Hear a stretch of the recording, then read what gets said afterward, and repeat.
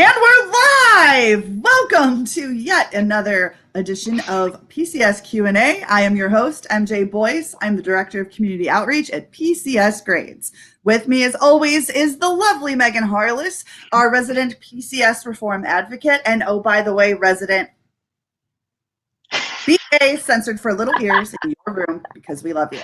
And Michelle thinks that's hilarious, and we're going to definitely get to Michelle and Stacy as well because Stacy's going to be joining us in progress. I've always wanted to say that. Can I just say that? I want to sound like a newscaster, but I get to say all the cool stuff and still act a fool. Love it. So before we get on to our awesome topic and those DoD updates that we get to every week, I'm going to go through those housekeeping items per usual. First and foremost, we bring these experts to you from education like today, from Transcom, our military movers, all of it. We do it for you because they are the subject matter experts. Why not go to the source, right? But sometimes you're going to have specific situations that apply just to you and your military family. In cases like that, with those specific situations, you will have two forever and always resources that you can go to. That is, number one, your local chain of command. Number two, your local transportation office. Those are the people who know you. Those are the people who are doing your stuff. Those are the people who can help further your issues for action. Now, we have the answers, right? We've got the answers because we're that good. That's also why we bring our awesome subject matter experts on and why we have Megan on board with me. All right, we bring these experts to you because we have the answers. If we don't have the answers, guess what? We know who does. And if we don't know either of those things, we will take your questions for action and get back to you with an answer. Speaking of questions, if you have any, if you just want to give a shout out, if you just want to say, hey girl, hey, go ahead and put them in the comment box. Every resource we talk about today, every single link that you can potentially think of, we will also be dropping in the comment box as well. If we don't get to your question throughout, we'll get to it at the end, or we'll follow up for action because we love our OCONUS peeps and they're kind of sleeping right now, and we'll get to them on the back end. Last, but certainly not least, we have to do our part, people. We have got to do our part. We have to flatten that curve. Doesn't matter where you live, although it's going to be different from one place to another. But the bottom line is we have got to do our part to flatten that curve because when we do, we're going to flatten Murphy with it. You hear me, Murphy? We're coming for you. And with that, I'm going to toss it over to Megan for those DoD updates. Megan? Hey, everyone. So just a couple of things that we have today for you. The first one is that DPS, as we all know, is a beast to work with. There's lots of common issues that happen with it. A lot of families have been having issues with it over the past week, 2-week time frame. Transcom is aware of this issue. They are working it and troubleshooting it. They did say that you are more likely to be able to access it and get on it through a government computer. But if you're trying to get on it through your a computer at home, you're probably going to experience some issues. They're not sure why that's happening. They're trying to figure it out so they can correct it. But just be aware of that. So if you're coming up on your timeline for your claims and things like that, reach out to your local transportation office, reach out to your TSP, call the DPS help desk. They're able to put a note in on your account, that there were issues that you couldn't get on. They'll help give you an extension for your claims. So if you have those issues, just reach out and let them know. But if you're trying to get on DPS, there's some issues. So be patient, keep trying, or have your spouse get on at their work to be able to get onto it for whatever you may need. The last thing, a lot of folks we've been seeing, have received their deliveries over the past couple of weeks, have gone through filing their claims process. The last thing, unfortunately, you need DPS for it as well. But to not forget about that customer service satisfaction survey. That survey is how Transcom and the DoD look at your experience that you had. It's what they base, how the season goes on. So if you have moved within the last 12 months, don't forget to do that survey. You can get on to DPS, fill out that survey. You can also do that survey by calling the help desk as well. And we'll get that number posted in the comments below so that way you can give them a call. Just takes a couple of minutes, quick and easy to do, but definitely take the time to provide your feedback so that way they know if there were issues, what they were, and that way as we go down the process of trying to figure out how to continue to improve this system that we all go through, we do look at those comments and those surveys to see, what areas we need to look at. So that's all I got for now. Back to you, MJ. Yay! And just in time because we finally snagged our other guest. Yes, yes. Take that, Murph. Take it all the way. How are you? I am fantastic. How are you? Not as good as you, I guarantee you, but I'm great now that I'm here. Well, your smile makes up for all of the frustration I know it took to get in this room because that's what we do, right? We pivot. That's how we roll. We pivot with virtual school. That's what we were working on, and they sucked up all the Wi-Fi. So that's what happened. Oh my gosh. Yes. I think we talked about that during our last one because that is an actual thing. It is a thing. Issue. And it actually is a cause of alcoholism, just so you know.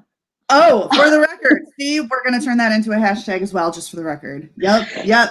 Woo, alcohol-induced Wi-Fi issues. Anyway, okay, sorry, I digress. I apologize. No, you're fine. You're fine. See, this is life during COVID, people. This is shoot from the hip. All right. So now that we've got our lovely guests back in and everybody's ready to roll, we'll just go over some of this topic today. So obviously we had both of these lovely ladies on in separate webinars in the past to speak about their respective expertise in education. And because everybody was kind of flying by the seat of their pants at the time, and in many ways still are flying by the seat of their pants when it comes to our children's education, we wanted to recap and see where we are now, what challenges our kids are facing, and also get what these experts, these education experts, are hearing from the ground, which is all of you. We want to hear it. They want to hear it. We need to get some updates so we know how to fix the problems. If we can't fix it, well, there's always prayer. What? Oh, and of course the alcohol you mentioned, but I'm not trying to yet. Thanks for interesting prayer. So without further ado, I'm going to go ahead and give our guests a chance to introduce themselves. First up in the screen, we have Michelle Norman. Michelle, would you like to tell us a little bit about yourself, please? Yes, so good afternoon. And again, thank you, MJ, Megan, PCS Grade, Stacy in the background there, for having us today. My name is Michelle Norman. I am the Executive Director of Partners in Promise. And our mission is to educate, advise, advocate for our EFMP families and with military service organizations, DoD, public officials about the special education challenges that our military families face. Just very unique to our own lifestyle compared to the civilian community. And our goal is to remove some of those educational hurdles so that our service members can focus on serving our great country without having to worry about education. Because, that obviously will affect our military readiness and retention. So 2020, been a crazy year for the entire community, but it really did put our EFMP families into a tailspin. So we'll talk more about that later. But thank you for having me. Oh, absolutely. Absolutely. Thank you again for coming on to this crazy. And Stacy, tell us a little bit about yourself today. Hi, and thank you for having me. And I'm thrilled to be on here with Michelle because I feel like her and I talk about the same demographic, same people, and we live the life that for the families and children we're trying to advocate for. So I'm thrilled to be on here with her. So thanks for having us both.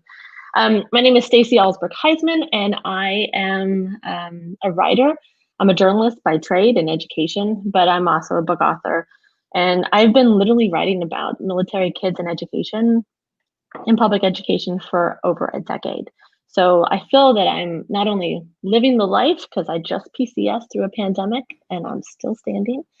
I'm living the life, but I also feel like I've hit every corner of information you can find for military families and education and the troubles that we go through.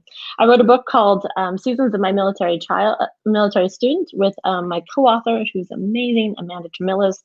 I should say Dr. Amanda Tremillis. I don't ever want to leave that out of a woman's name. She wrote the book with me, and we talk about, we feel that military connected kids go through seasons of change and through every PCS and when it comes to changing schools. So we wanted to write a reference guide, and that's what we did. So basically I'm here to help where I can and just kind of give you a report from boots on the ground. That's awesome. And that's exactly exactly what we're looking for, because that is where the real happens. Not everybody knows how the sausage is made in terms of the advocacy realm, because that's a whole nother bucket of worms. But what's most important are those stories, because that's those, just like us, those are the people who are living it, and getting those stories in mass is only par for the course. So we're going to dive right into these questions. And so we'll start with you, Stacy. How have school closings in the previous academic year impacted military kids beginning school? No, I lied. Can I just say I'm kidding, because I can't get my cursor to work today? We're going to skip that. I just stole Megan's question. Okay, Stacy, what have you been hearing from military families, and what trends or issues are you noticing right now? Such a lot to unpack with that question. It's loaded. I'll start with this. Education is state run. So when I say that, I mean every single state has its own rules, situation, virtual, hybrid, in person, mask wearing, not mask wearing, start on time, start virtually. Like, it is a patchwork of chaos. So for a military family, what I'm hearing and what I'm also experiencing is everybody is new. So it's kind of fun in this way. I'm not going to lie to you. We are an equal playing field with our community, because we're all starting new in some way. So that part, I think, is different for new military families transitioning into a new school district. Everybody is kind of new to this process, so that we're learning at the same pace. However, I think what the most challenging part is, new military families transitioning into a new community, new school. I'm not sure they're thriving. And I say that because I think what you find is they're surviving, but not thriving. There is no connection. There's everything that would connect and tether a military student into their new community and their parents into a new community is gone. So that part I actually find, I think, even personally, I think I'm kind of grieving for that process, because it doesn't exist. So I can honestly say that from the families I've talked to and interviewed, and the teachers I've actually interviewed for other stories, that they're most concerned about the kids not thriving in this environment.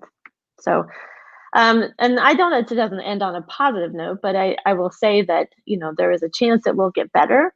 I think it can only get better. For God's sakes, it cannot get any worse. But no, why did you put that into the universe? No, not good.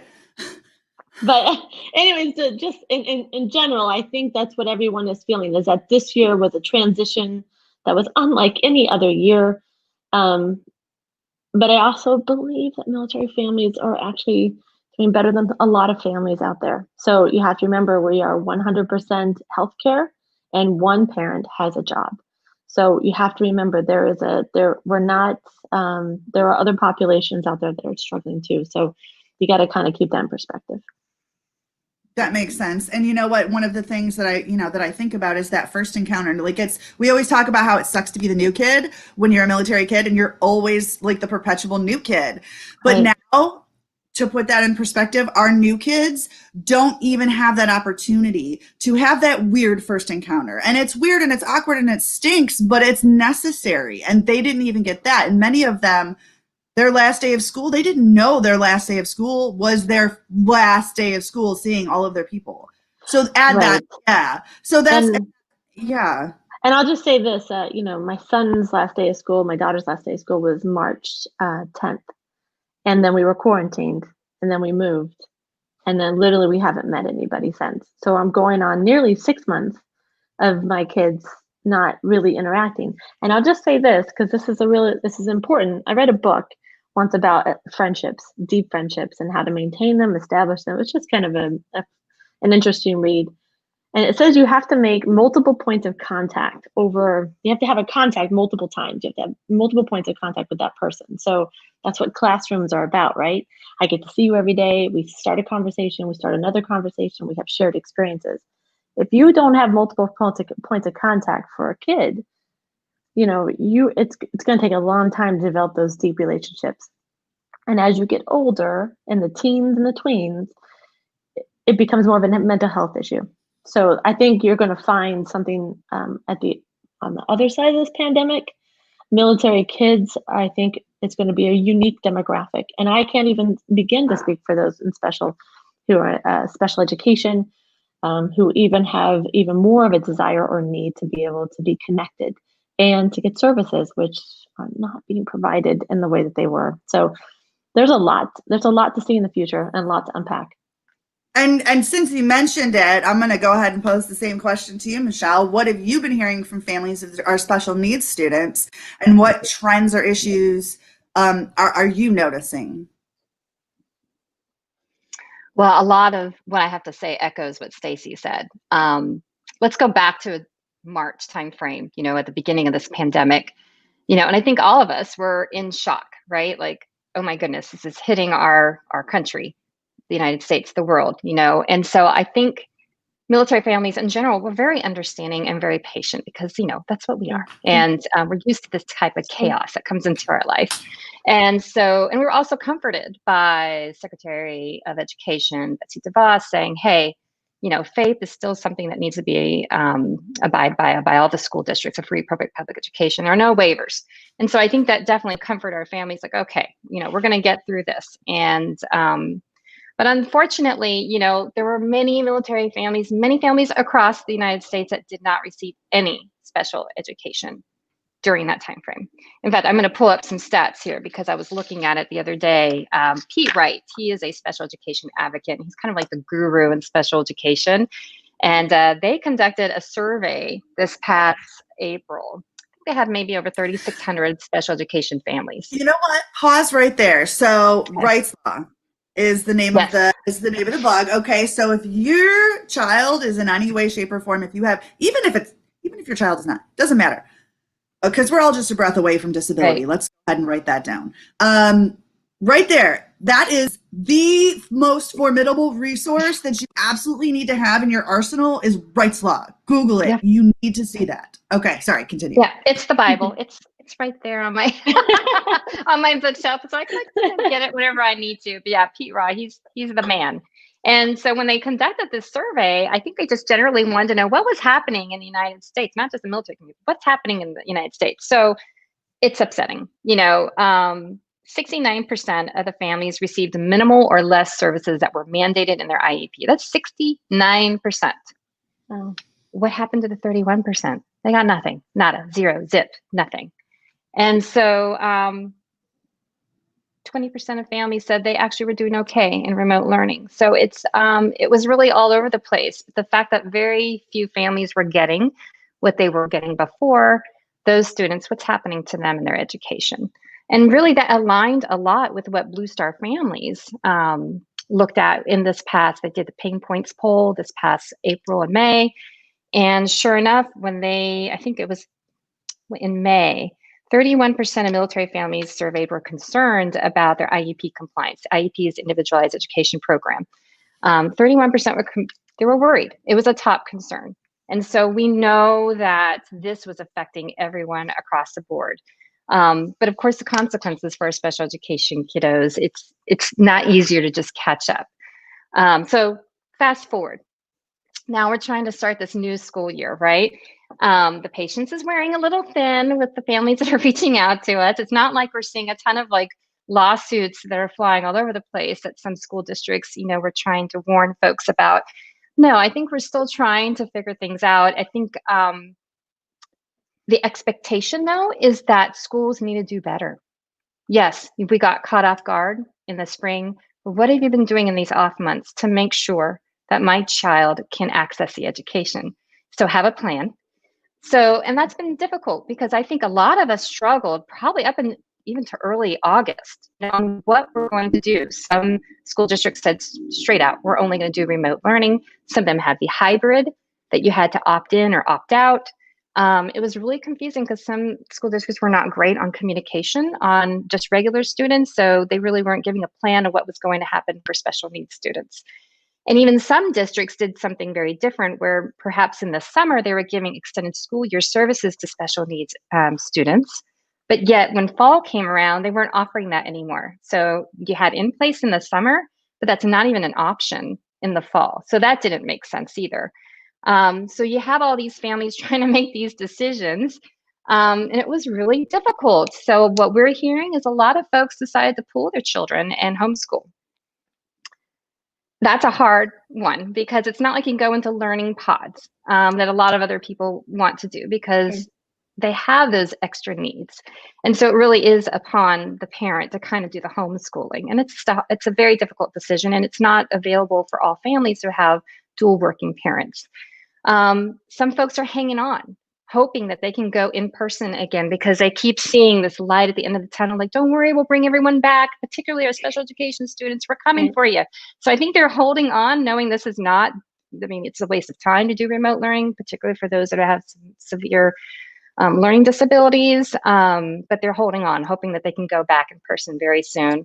And then of course you got the ones that did fine. We noticed that those families that reached out are those that have older students and also those who have a lot of anxiety. They seem to be doing better at home, maybe having control of the situation. They were able to thrive. So those are kind of the pockets of family decisions that we've been hearing about. And it's, again, too soon to say what's going to happen.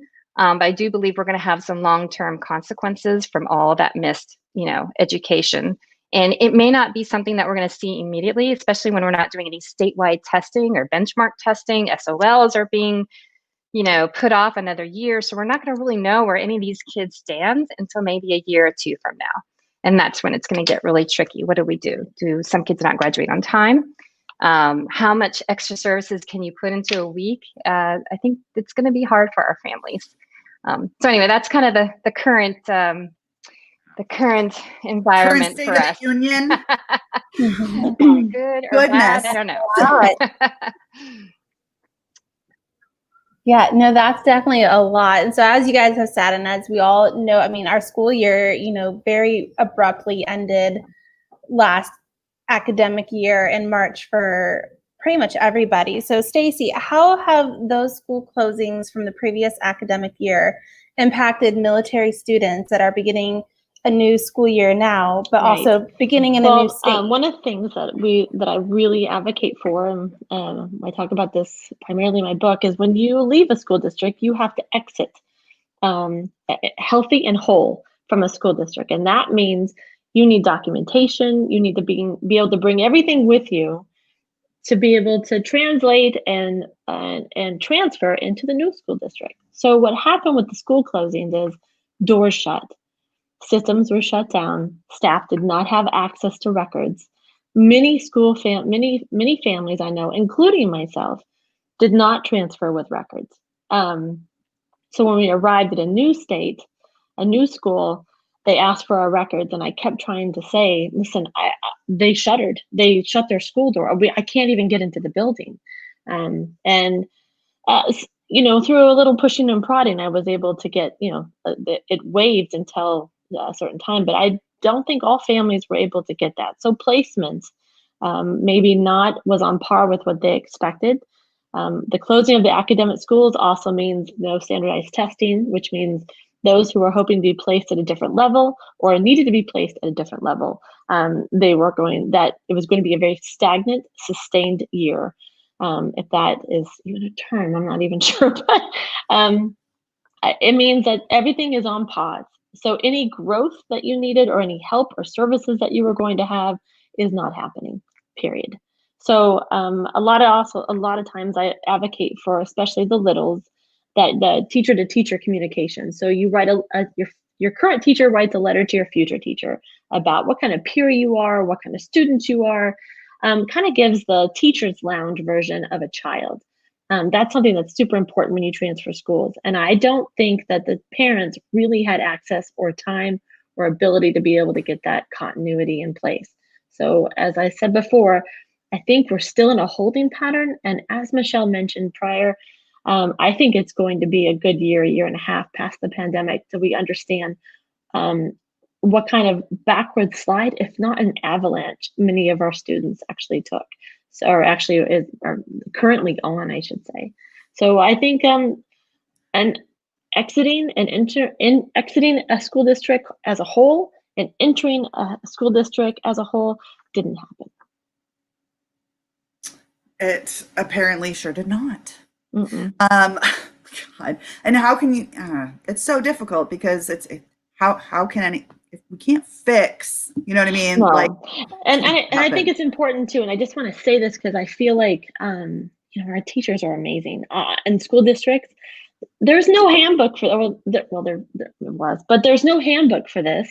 And I think what people need to understand is a school cannot fix a community problem.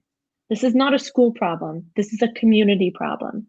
Do not put it on the schools to fix a pandemic. It's not going to happen. They're in reaction mode.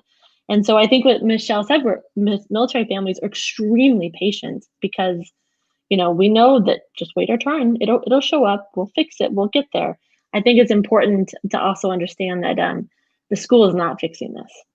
The school is only reacting to what the community is doing. And it's important that military families understand what community they're in. Because I came from a place that didn't get it until too late.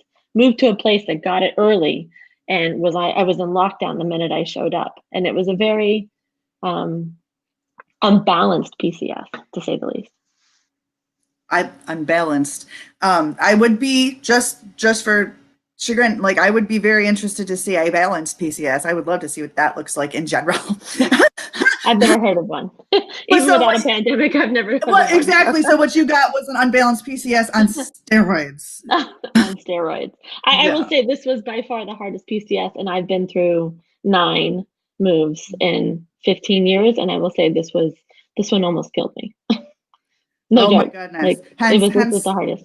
Hence the booze. I can relate. I got you. We're glad that you made it. So, okay, so I have a question, Michelle. So if I'm not mistaken, you have 2 school-age kids. One is in person and doing in-person classes, and the other is exclusively virtual right now at this time. So what are some of the challenges that you've experienced with this dynamic so far, and how are you mitigating that? Coffee. All the coffee. Okay, there's not enough time in the day for any of this. I mean, there really isn't. We had a Facebook meme on Partners in Promise a few days ago, and it's a picture of a mom who's doing like 8 different things all at once. I'm like, yep, multitasking. That's me right there, except it's missing a few more arms. But it's been a challenge for sure. It was harder, I would say, in the spring because we were geo-batching, and that was really difficult, to not have my spouse here. And so I feel like now that he's back, it has lightened the load emotionally, not necessarily physically, but just emotionally being able to share some of what's going on with him. Maybe not everyone will understand that, but that has been a little bit of a help. I mean, it's not like he's physically doing Oh my much gosh, more. yeah. You have somebody to mouth puke to. Exactly. It's like, this is crazy. So I will tell you that it's working, but I'm on the road a lot now because my son, he is in person. We used to have a carpool. Well, that's gone. No one is carpooling anymore because you just can't,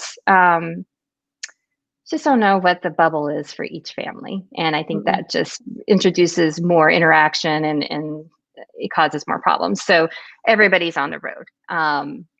So what would normally be like a 5-minute pickup is now a 45-minute to an hour pickup because the line is backed up because everybody is driving to pick up their child. He does really well. It's a small school to begin with. They have amazing precautions in place. We do go above and beyond. He has the N95 mask because I do worry about my daughter. So we got one on eBay that was way expensive, but I know that it's a good mask. And he's a rule follower. So he's the type of kid that will say, yeah, we need more space between us. And he has no problem speaking up about that. So I believe that everything in place, he's going to be okay. And my daughter is exclusively virtual at the moment. At her school, they did bring in the youngest of kids. And I think that's always a great way to start is because they really, truly need that in-person more than, I believe, some of the older children. And I feel like I'm like the master of 3 different software, MS Teams and Canvas and Google Classroom. So I've had to like go into each of their Yes. Chromebooks and laptops, and just, it's that whole organizing piece that's making sure no one's missed anything. And, right now they're motivated, but I remember at the last part of spring, close to summer, the kids are checking out. Like they're like they're not sending in their homework. They weren't reading when they were supposed to be reading. So I'm wondering how long this is going to last. How long are they going to be motivated to keep this up? Or is there going to be a point where like, yeah, I'm checking out. So that's me. I know it's a lot harder for a lot of other families that have two working parents trying to juggle all that at home. For me, just being on the road and coming back and just multitasking, trying to keep them organized and keep them motivated. So we'll see what happens. No, for sure. Nothing can be in person though. It's funny that you say that. that because those challenges, like with everything, for you have to go to two different places. For some parents, they have to maintain a full-time job, either away from the home or at home, or hey, like in my situation, both of us are home. Hey, boo, shout out. He's probably watching. So the bandwidth issue. So, and then if you have more than one student, the more students you have, the less bandwidth you have, which Stacey, you experienced firsthand, live and in living color on our program. So there are, I can definitely see that. Yeah, it's fun time. And Michelle, you're not alone with trying to all the apps and all the programs and everything. That was when we went to the distance learning back in March and April. Like MJ can vouch for this. Like I cried to her daily, weekly about how like I didn't know what I was doing.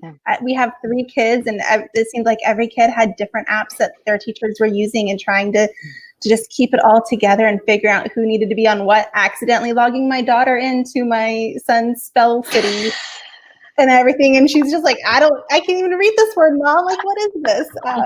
Just know you're not alone. We all have that pain right there with you. Exactly. But so that brings us to a good point that we see a lot of families, you brought it up, doing distance learning, we're working from home, then we have our normal home life. So Stacey, what advice can you give to families for how can we separate those spaces in our home to be able to know that we have a good learning space, a good workspace for mom and dad, and try to keep it separate from, their playroom type of deal? Right. And there's so many great ideas out there, man. I gotta tell you, moms are crafty. They do not mess around. Moms will put it out there and share great information. They are not ones to keep it to themselves.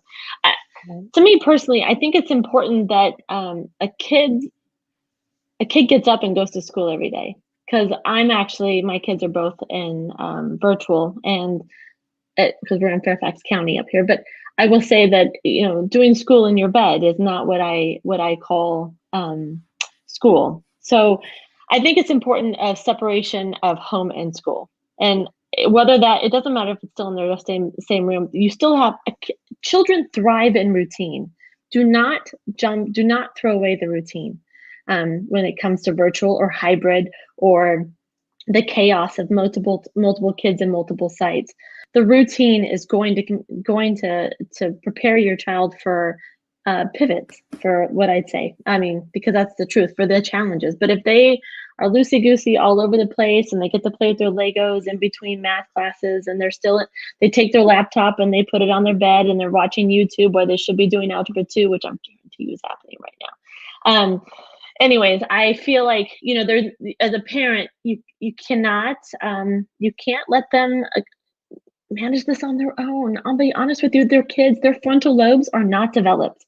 And as mature as our kids can be and as resilient as they are, they actually need help. And so for me, my advice is they may be porcupines, and it's really tough to hug a porcupine. But at the end of the day, the porcupines still need love, and you got to get in there and make sure that you're doing what's right for them, which is, in my opinion, separation of school and home. They have to get up and go to school every day.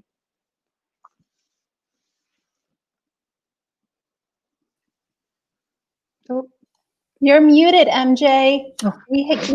I need more coffee. Okay, so just for the record, obviously that we're starting this a little bit early, and yes, I realize it's 12:30 in the afternoon and I should have my stuff together, However, I have not consumed the appropriate amount of coffee that I would have today, so we're going to have to reevaluate that, especially since our webinars are now going to be taking place at 12 to 1-ish Eastern Standard Time to allow for pickup, which is something, you know, we have some people who are dropping off and picking up their students, to include people on our staff and the people on this call.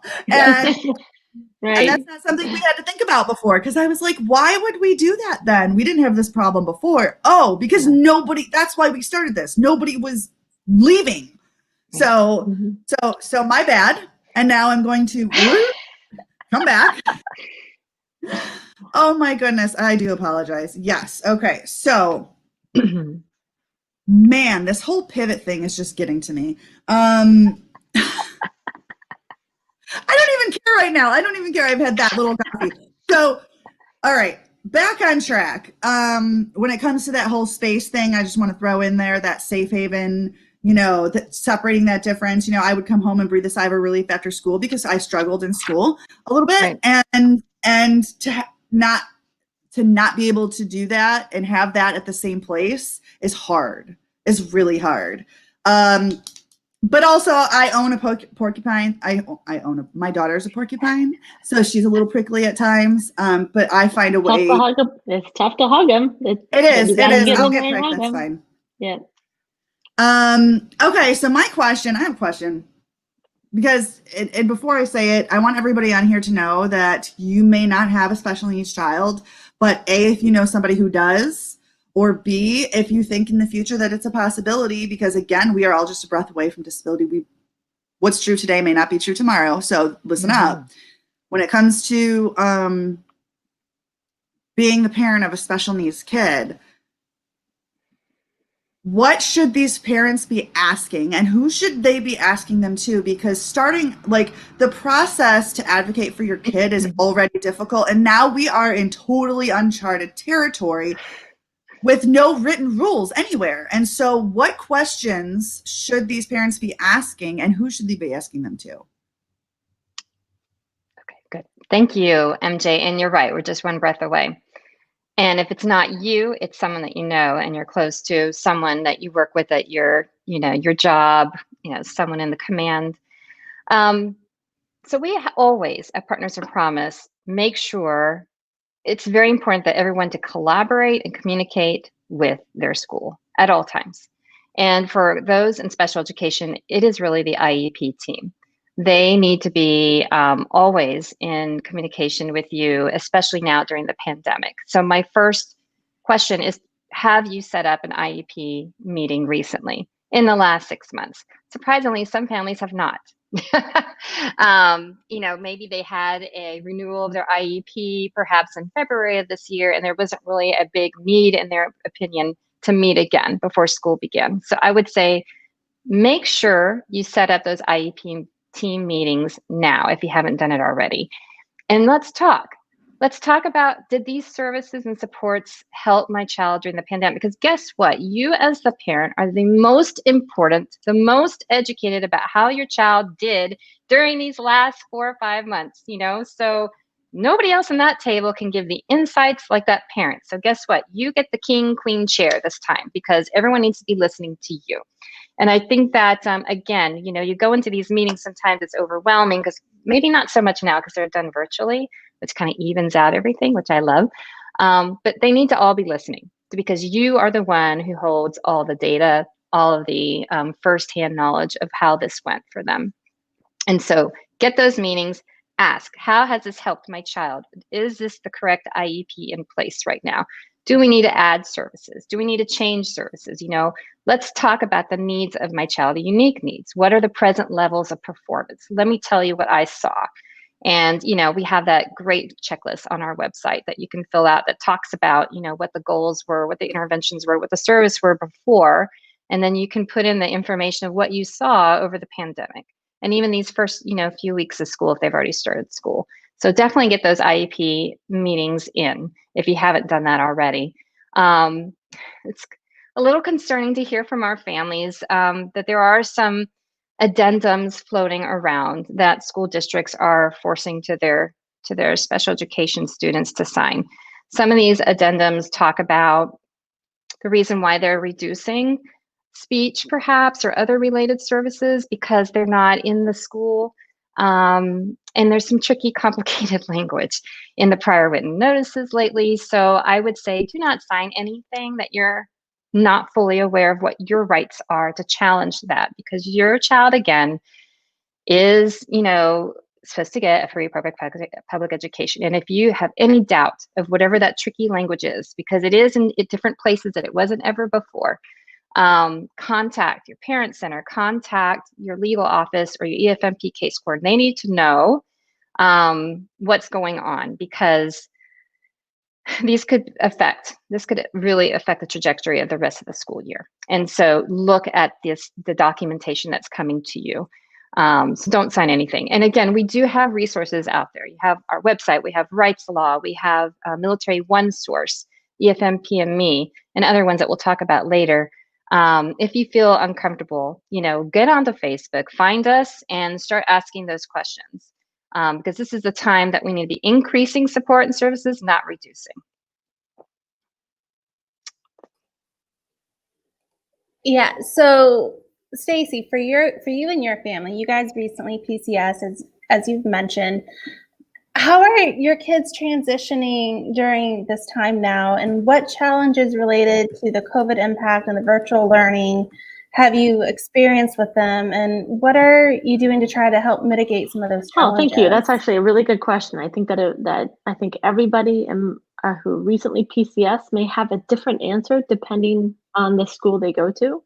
My kids in particular, as I mentioned before, a large part of school is the social side for these kids, especially the new kids. So if that's not in place, everything else is kind of a thud, and it lands with a thud. It's kind of a silent, it's the heart, it's surreal. It's like being in a tunnel you can't see your way out of. They, again, as the schools are not at fault in this. And so when I say this, I mean this, that completely. The schools are trying the best they can in this situation. So I do feel like they are trying.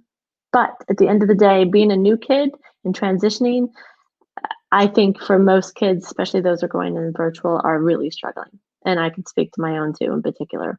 There's no way to really get involved. There's no social stuff. There's PTA, doesn't exist. There's no way to meet your teachers.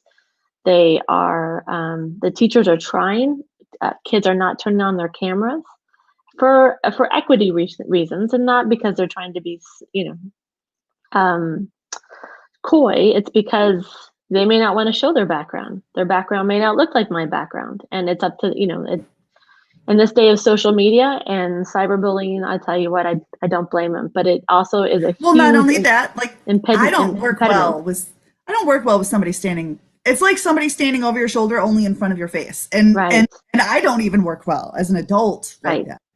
And I do wonder sometimes, even though my kids are not in special education and don't receive services per se, but I do wonder how much visual learning without practice. I mean, how much learning on a computer can a 11-year-old, 12-year-old, 13-year-old really get? And what are they going to maintain, especially those in kids in high school? These are high school credit classes. These are AP classes. These are IB classes. And there are kids I know for a fact that didn't make the AP score they wanted to last year on their testing, and therefore it's changing their trajectory. Is this just one of those things you just go, well, it is what it is, but at the same time, it just feels so incredibly sad and unfair. So how do you mitigate those? How do you supplement? I think the most important thing is involvement. You have to know exactly if your kid is thriving, surviving, or really failing. And that's the big thing. And if they're failing, you need to get in there and advocate for them. The schools are trying, and I do not blame the schools in any way, shape, or form. They have a lot of they have a Thanksgiving plate, maybe two, but it doesn't mean that I need to be quiet either. It doesn't mean that I have to take it. And if I see a problem, I know that I need to reach out, and I would suggest that for other families too. As a matter of fact, I think I was talking to Michelle just the other day about this. If I don't think my son is thriving, have I done my due diligence of asking for help? I don't know. Am I just going to let him go, or am I going to seek help? Do I ask a counselor? Do I call his counselor? Do I call somebody else involved? Maybe. I think you need to look at what are your options as a parent and take those options. And as a military connected family, I'm kind of, it's hard to say this, but I'm not saying I'm disappointed in the schools in this way, but I don't think a lot of forethought was given to new kids coming in. I don't think there was a lot of ways. I mean, I know they had a Thanksgiving plate, so I'm trying to be as gracious as possible, but the new kids, whether they may be military or not, they are all struggling. So unless you are in person every single day with a mask on, even still, it's not going to be quite the same. I'm a little worried that these kids are not being connected. And that's my only wish, is that I think a parent needs to actually double down and connect themselves. Force the connection, force the school to help you. It's almost like you have to pick up where your kid would ordinarily leave off, where your student, because you have the ability to explore more avenues than they're even aware of at this time. They have no idea, and they have no ability. And I'll be honest with you, with a teen and a tween, there's no play dates anymore. You can't make this the pods. No, this is not as much as we wished. Listen, I would make a play date for that 13-year-old in a hot minute. He would kill me. But so what have I done? Proactively, let's talk about what there is to do. Literally, I have joined every group on the planet. My Facebook feed is blowing up with moms groups around a 50-mile radius, because I'm going to cast a very wide net to be able to find where my kid can be involved. My daughter tried out virtually for a soccer team, just so I can ensure, because she's the one I worried about, that when she arrived here, she had a soccer home, someone that, and it's taken 3 months for her to get involved, to find that connection, multiple points of contact. Remember, multiple practices, multiple times to talk to somebody. We are just now kind of feeling like, yeah, we might be on a team. So a big picture, I think the parents have to double down, and I also think that you really have to cast a wide net out there for your kids. And even if you're an existing family, like Michelle's family, her situation has changed. Her son may not be doing the same routines he did before. Her daughter certainly is not doing the same routines before. So you may have to go outside your comfort zone. I'm sure Michelle would attest to that as well, that you really, if you want to find social connections, you really got to work hard. No, you're absolutely right. And, for my introverted parents out there, what Stacy just mentioned might seem so far out your comfort zone, it's not even funny, but let's put it in perspective. Imagine how you felt when you were their age. And wouldn't you, even though it was uncomfortable, you know what I mean? You still found a way to make friends and stuff like that. Well, now your child doesn't have that option, and you need to move forward on their behalf and let them pick up when you're done. It's hard. It's going to be hard. I understand what it means to be an introvert, how it's hard to go to all these different groups, but it'll be worth it for your kid. I mean, it's one of those things where, hey, let's just add that to the sacrifice checklist that we have as parents, and then show them on their wedding day. Oh, I have a list. You better bet. And I want to mention something that Michelle had said as well, that her husband was gone during the beginning of the pandemic and recently returned, but there are still families out there whose active duty spouse has been gone since the pandemic. And now they're suddenly with, maybe, I happen to know a good friend of mine with 3 kids, special needs, at home, husband still not home.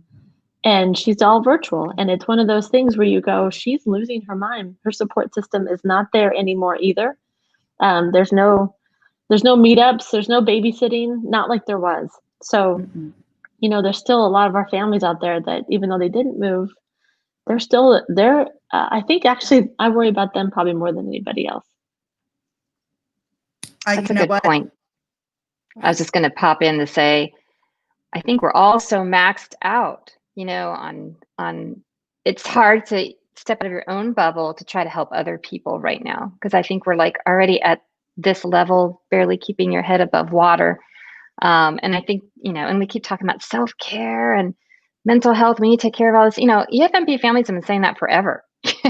That, we always put that aside because we're always taking care of our children, and I think the rest of the community is now seeing something that we've been doing for years, that we've always known, that we put ourselves second. But we need to kind of really double down on that during this time period. And, we talked about this before, Military OneSource, trying to get into those resources that are available to have talks about how you're feeling and, just checking on the kids as well. So we need to double down on those resources right now, because I think that, as you said before, Stacy, we're going to see some things on the back end of this. I think so. I think you're right. And I think it's going to be I think it's special needs kids. And I also think it's going to be the teens and tweens that are going to fall avalanche backwards, not the summer slide. We're talking the 2020 slide. Oh gosh, the 2020, man, I have like so many ideas for memes. It's just 2020 is just one big meme. We only have a couple months to go, just a couple more months, and we are out of 2020. I just want to throw this up here. Brittany, I understand the feeling of being alone without your normal support system. That feeling is unpleasant. I'm trying to deal with that as of right now, just me and Oliver the cat. Oh. Yeah, and so let me just say to everybody who's watching, and to you, Brittany, sometimes I feel this way. All I need is somebody to say, I see you. Validate you. Like, we see you. That is why we're here, because we see you. Like I'm there. We are all there, and it will be there in varying degrees, but we see you. So please know that you're not alone on that. Agreed. And then, of course, I just want to throw up some of these shout outs really quick. Lindsay, shout out. Caitlin, what's up? We've got we've got Jennifer Barnhill. Hello. And then, of course, we've got Trisha Lager Smith. Hey, Trish, thanks for stopping. She's actually got a question we're going to ask at the end. It's one of those policy questions that Megan likes to answer. And then, of course, we have Marla. What's up, girl? Thank you for tuning in. We love you so much. We love you a long time. Okay, so, so Michelle. Yeah. You know that I like to not ruffle feathers, but I like to kick up a little bit dirt, because that's where the interesting stuff happens. I like to ask the questions that produce difficult answers, not to see people squirm, because that's just a bonus for me, but to get the answer that we need. So what are some things that parents can do to hold school officials or districts accountable, specifically when it comes to our special needs students? But overall, in general, I'm sure the rules apply across the board. Absolutely. I think we talked about this earlier, as far as you need to be educated on what your rights are. You need to understand the basics of special education law. Go to Rights Law, like we mentioned before. Go to our website. Go to your state Department of Education website, and there's usually a tab that will say special education. It'll have information.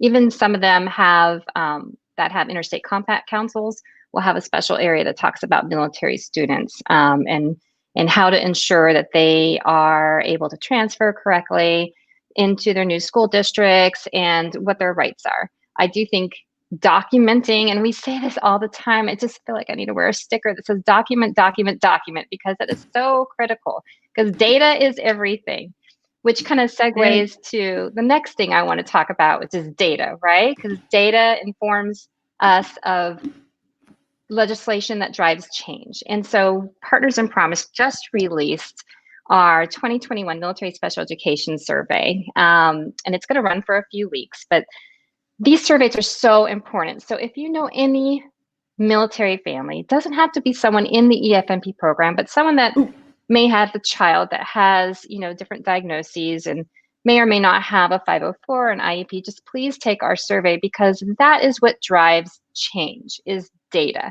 Last year, we had our first annual Military Special Education Survey, and guess what? It was qualitative. We heard stories. We knew we were not alone. us 4 founders that put together Partners in Promise. And we took that information, we drafted legislation called the Promise Act. And many of those initiatives made it into the 2021 National Defense Authorization Act, which is going into conference right now. There's some amazing provisions within both drafts of the NDAA. On the House side, something that I advocated for and testified about in front of the Congress this last February is special education attorneys. And you see that in the House draft, that we are asking for special education attorneys in EFMP-centric locations. On the Senate side, there's some amazing things too to standardize EFMP, on both versions actually, but on the Senate side, there is a provision for a GAO study that would really take a deep dive into looking at our military families' access to appropriate education, looking at funding, and is enough funding going towards our students to receive that appropriate education, and just really doing deep dives. So both versions of the NDAA are wonderful, and it will help with standardizing EFMP and giving us more tools to help our military families, get over those educational hurdles that are in front of us as we move all the time. And so that's why this survey is going to be important, because it will drive what we're going to pursue next year. We already are looking at the transitions of our military students. We talked about the importance of advanced or remote enrollment, whatever you want to call it. That's very important to ensure that the IEPs are in place before you even arrive. Holding on to an IEP for 6 months. That way there's some consistency and routine when a child first gets into a new school district. Those are kind of big things we're looking at. Parental consent is not something that all states have for parents. So we're going to look at which states do have it and which ones don't, and kind of work on maybe standardizing that a bit for our families. So I guess the big shout out is that's how we hold them accountable, through data, through legislation, through change. And so this is a big step of it, is getting all families out there to fill this out. And there's a lot of other great resources too that will help our military families. I know that the Navy has taken the reins on this, and they're starting a pilot program where they have in San Diego and Hampton Roads, where they're hiring dedicated special education attorneys that are going to be available to our families. And they're also hiring a special education liaison, which is like an advocate. And they're also beefing up the case managers for those locations. So what does that mean to you and me? Well, before they did any of that, they hosted a special education boot camp at William and Mary College. And guess who was there? Pete Wright. So over 141 JAGs from across all service branches, paralegals, EFMP case coordinators. I think there were some SLOs that attended. So there are people out there from the service branches that attended this training and at least have the basics, because it's a very complicated law, special education, but at least they have the knowledge. So I'm asking, folks who are having problems, reach out to your EFMP program or to your local JAG office, because maybe somebody from your base did attend that training and can give you some insights. But the Navy kind of hosted that, and then they went one step beyond. And I believe that a few of the other service branches are following as well. So it's something that's exciting. And even though that's in the draft of the House version of NDAA, it's good to see them doing this before it's a law. So I think that hearing our stories has made a huge difference in some of those changes. Of course, there's a new Navy EFMP app. I think that the Air Force might be coming up with one as well that's strictly dedicated for the EFMP families. Yay. And of course, all the regular resources that we have just to make sure that you're educated so you can advocate for your child. Military One Source, EFMP and Me, any other type of special education, sites like Rights Law, and there's a few other ones I would love to do shout outs on. But go to our website. We do have partners that resource partners, including PCS Grades, on our website, so people can go and check them out and see what type of resources are available. It could be checklists, it could be webinars. It's a great, great toolbox for our families. And so we're hoping that the more educated, the more you can advocate to ensure that your child receives the education that they deserve. And I'm going to chime in there because what Michelle's talking about is, she's talking very specifically some of the things that can happen for, families who, just like hers and all of her families that represent Partners in Promise. For the military connected families out there, there are 1.3 million of us who transfer, and there's 500,000 of military families at PCS this summer. There's still laws that help them. Some of them, we talk about MIC3, which is Military Interstate Compact Commission, and I will tell you that it doesn't have enough teeth. I'll be perfectly honest with you. It's a guideline, but some states have written that compact into law, into their state law, and you just need to know that state. There's about 4 or 5 of them, I think, offhand.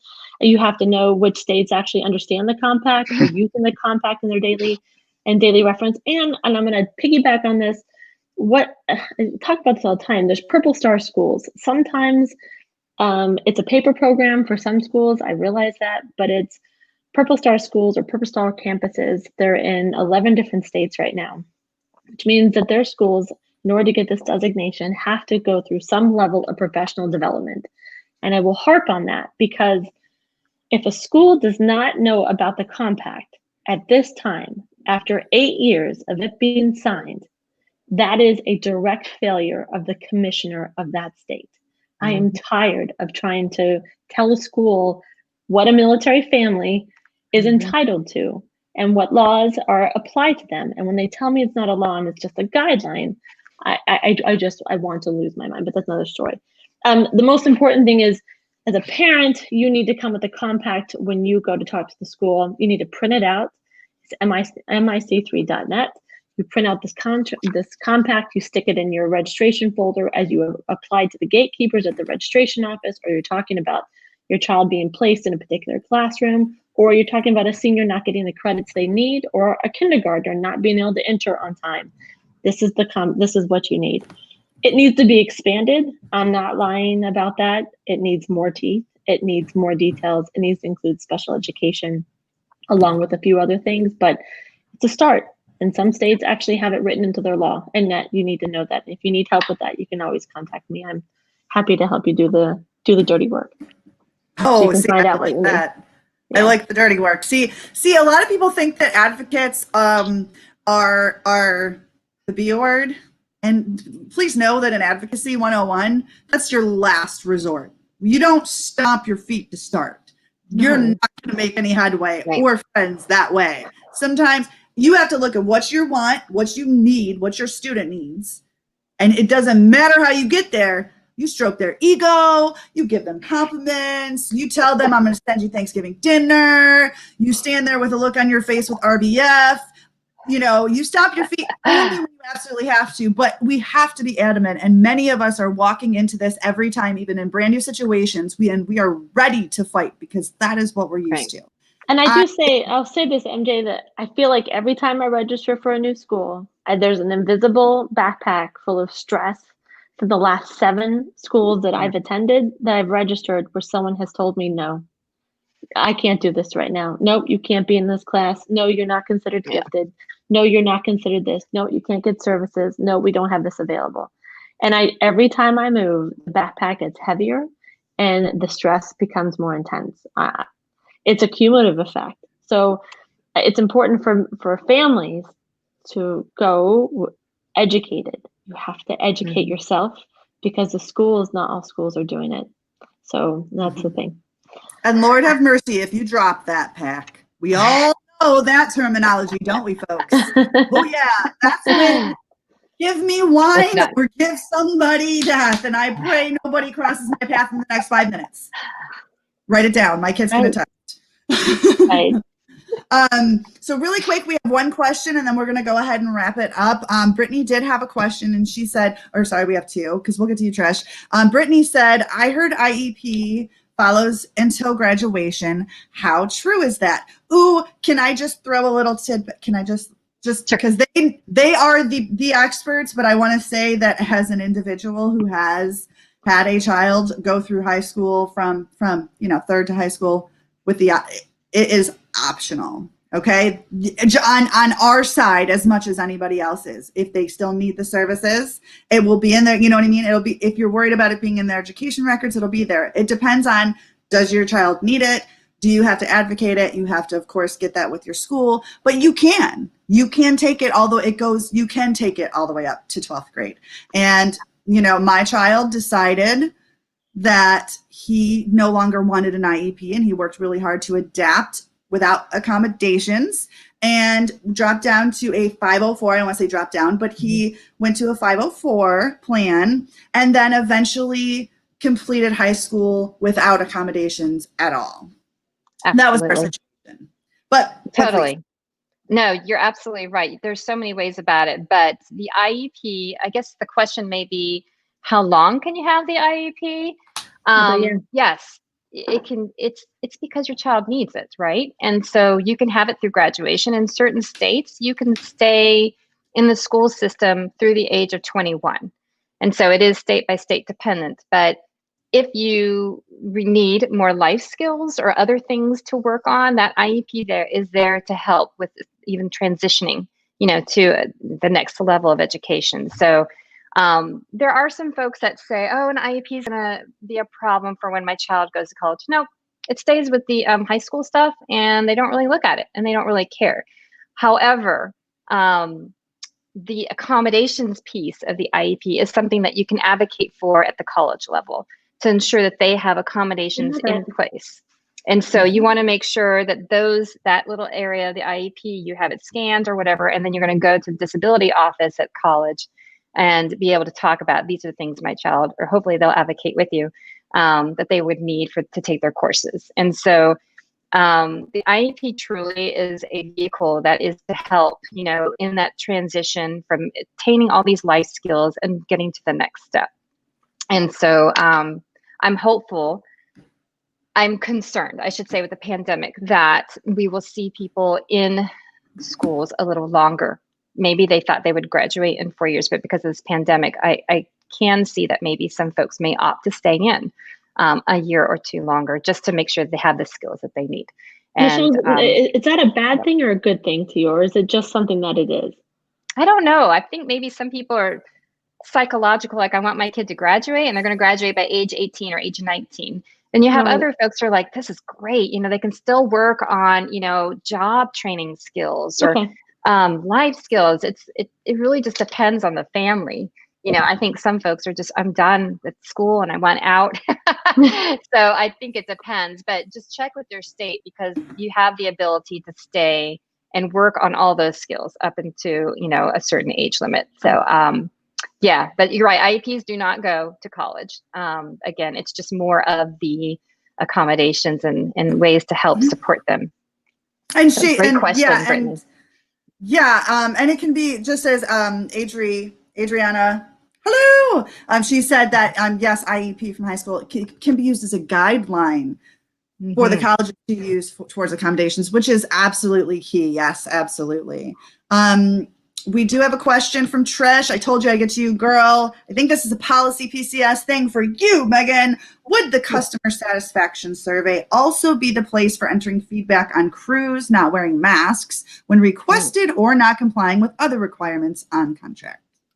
Absolutely. So that survey that the DoD uses, it's broken down into several pieces, several questions. They're talking about your experience with your pack out, your load, your delivery, your claims process. So you can put in there, you know, that you were very unsatisfied with, you know, your pack out, and then it's got spots for comments where you can put in what those reasons are.